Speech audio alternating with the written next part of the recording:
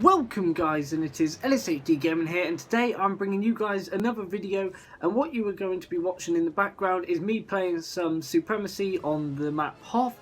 And as you can see, I have started the game off 6-1. It's a gameplay I got quite a while back now, but you should enjoy it. I have a pretty good game. I think I might even get the hero pickup at one stage, I can't remember, but you should enjoy that. But anyway, let's get into the topic of today's videos, and that is me reviewing Star Wars The Clone Wars Season 1 and Season 2. That is all I'm currently up to. I'm partially through Season 3, I should say. So I will bring that out once I have got through that. And this is something you guys have requested.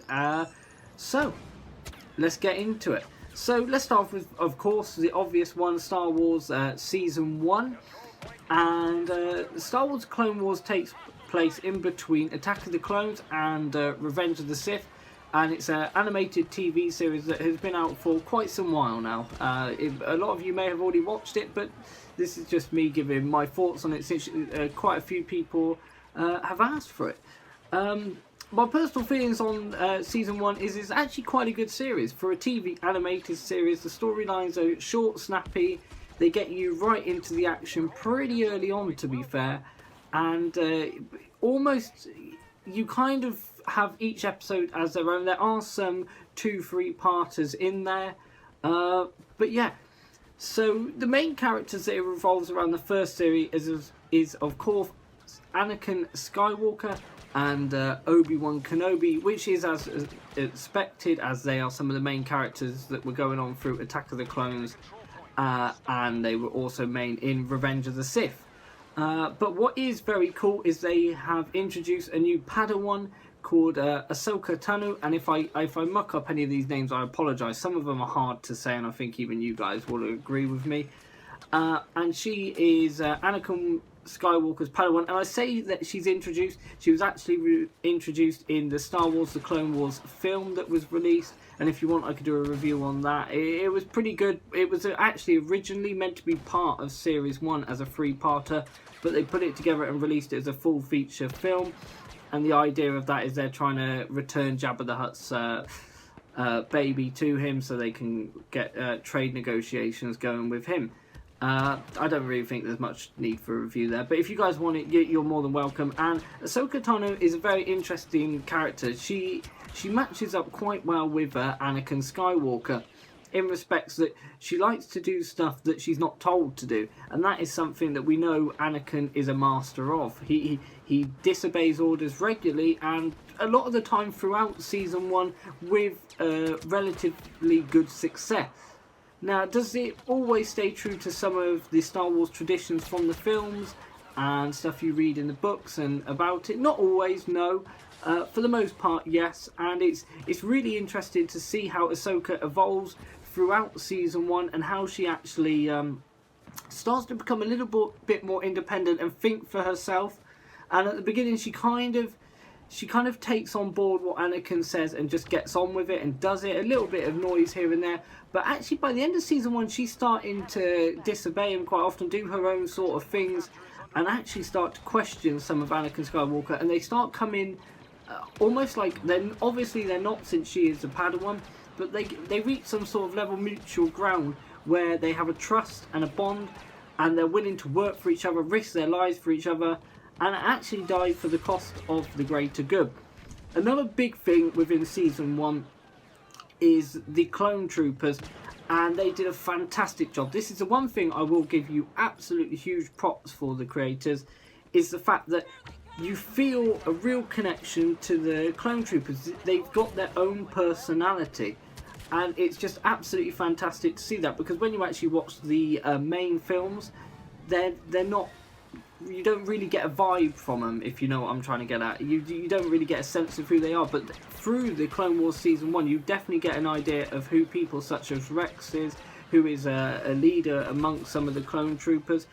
And it really, you start to get that relationship and trust between him and Anakin and Obi-Wan, and there's a lot of communication going on involved, and you actually start to notice that clone troopers do have quite a bit of input in it.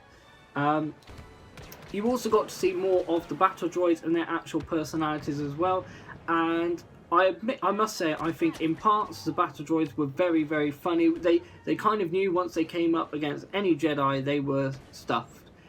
Plenty of times they made little jokes about it, sometimes unwarranted and at the wrong times, which kind of hindered the story.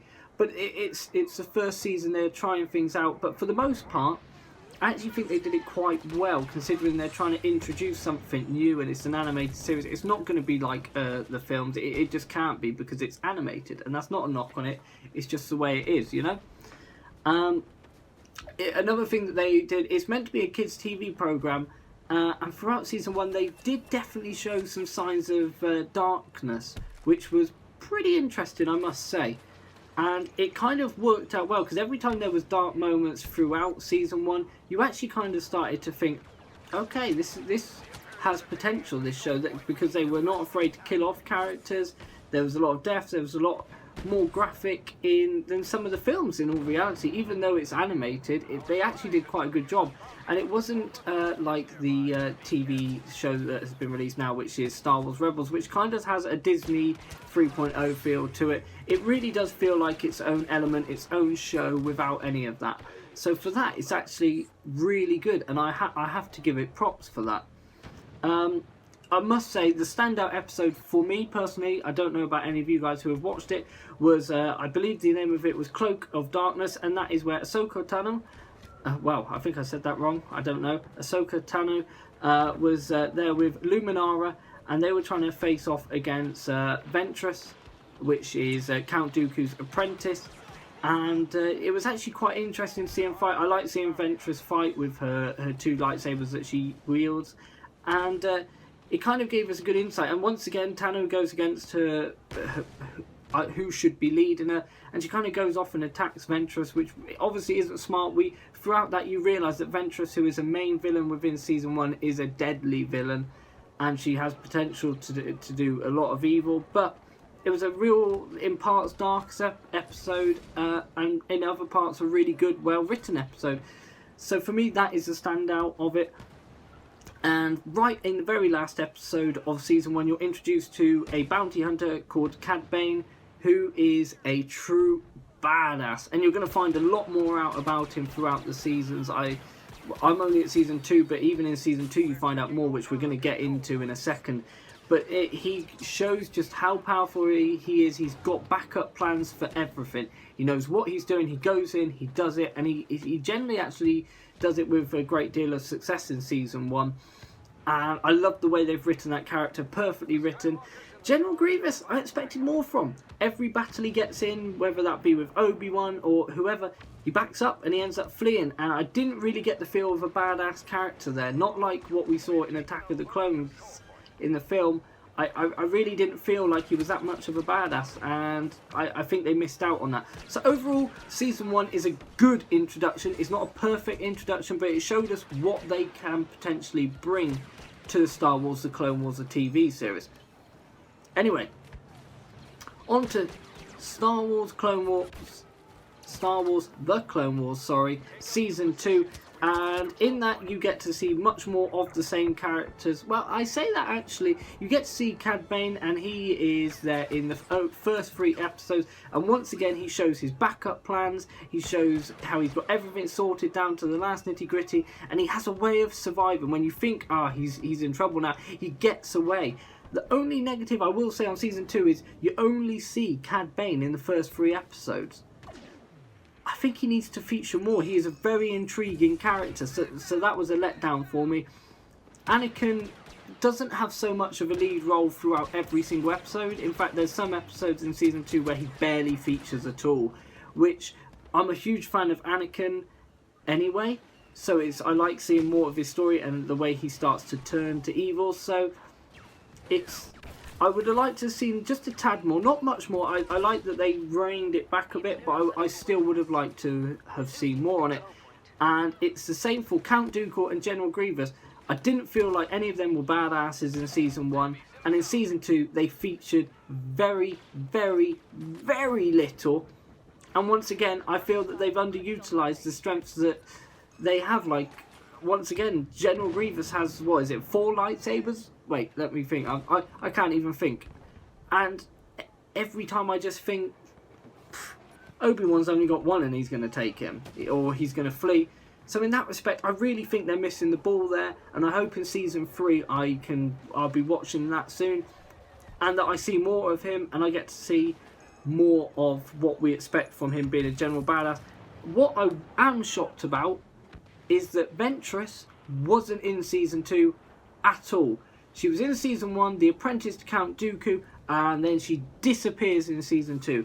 Now this is my only negative for Star Wars Clean. Well, it's not my only negative. I said a few negatives for the Star Wars, the Clone Wars. It's not in chronological order, and it can get very, very confusing if you don't pay along to storylines, don't think back.